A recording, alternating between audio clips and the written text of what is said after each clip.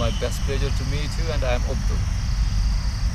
I'm basically a tour operator, but I function as a tour guide, and I specialize in city tours of Srinagar, Kashmir.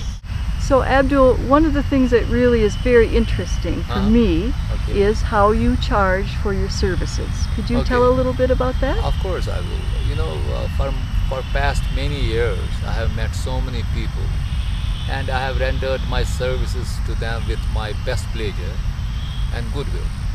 And at the end of my day, nobody has ever disappointed me or end of my tour with them.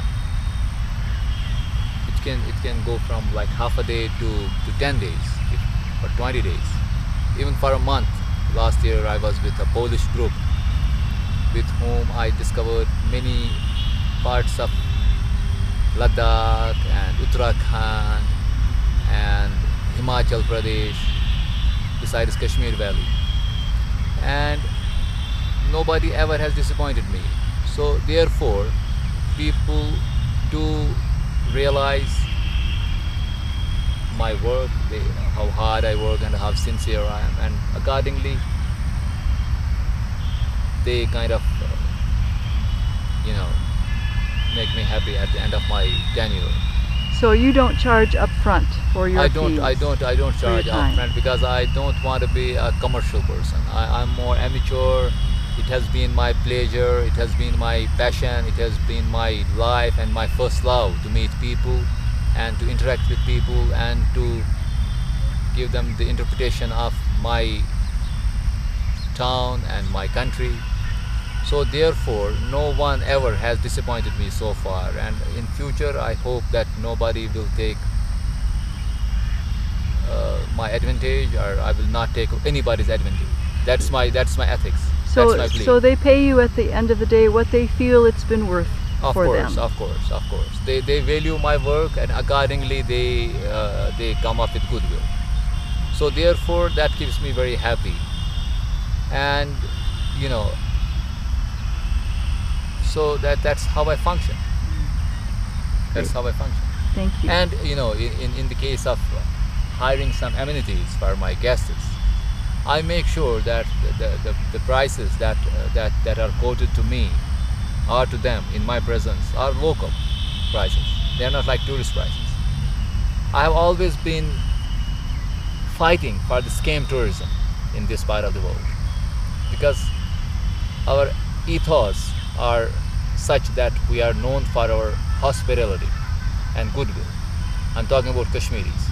So therefore I have been fighting the scam tourism in this part of the globe, and I want to, with the support of my friends whom I am rendering the service to, with the help of their goodwill, I hope that I will see the end of the scam tourism in this part of the world, which is my ambition.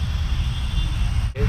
So coming back to my experience and exposure over these years, and knowing the foreigners and their interests and their favorite places here, there are 4 or 5 places in the valley of Kashmir which the foreigners tend to like very much, and amongst them are like Dal Lake, Nagin Lake, and the houseboats which were initiated by the British in 1880, and many foreigners who are adventure loving would go for trekking in the mountains, would go to a place called Gulmarg, and to a place called Pahalgam, which is another valley, and there's another place which is very interesting and very picturesque, is known as Srinagar. And nevertheless, I have to mention the Mughal gardens, which were planted by the Mughals. There are 3 Mughal gardens. In fact, there are more than 3, but 3 are well known. One of them is known as Shalimar Garden, and the other one is known as Nishat Garden, and the other one is known as the Chashma Shahi. Literally, if we translate Chashma Shahi, it comes to Royal Spring. So therefore, these are the places which attract the foreign tourists as well as the domestic Indian tourists. So, and like coming back to the cuisine of Kashmir, which is known by one and all, it's known as Kashmiri Wazwan, and it comprises of many delicacies cooked by special cooks who are known as wazas.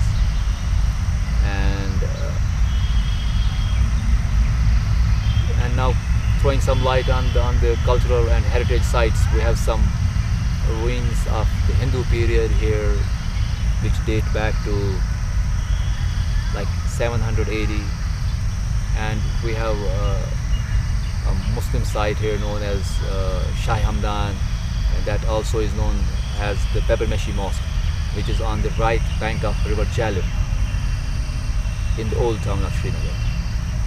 And we also have a great mosque here known as the Grand Mosque of Kashmir, which also happens to be in the old town. And if I keep on mentioning, there are so many other areas as well which attract both the domestic as well as foreign tourists to this place. And there is another site which has been attracting a good number of people, is known as the Rose Bowl, where they say that Jesus Christ is buried, and there is the tomb of Jesus Christ, which is controversial, but some people believe in it, some people do not. But nevertheless, it attracts many foreigners. So this is what my experience has to say. Okay, thank you very much.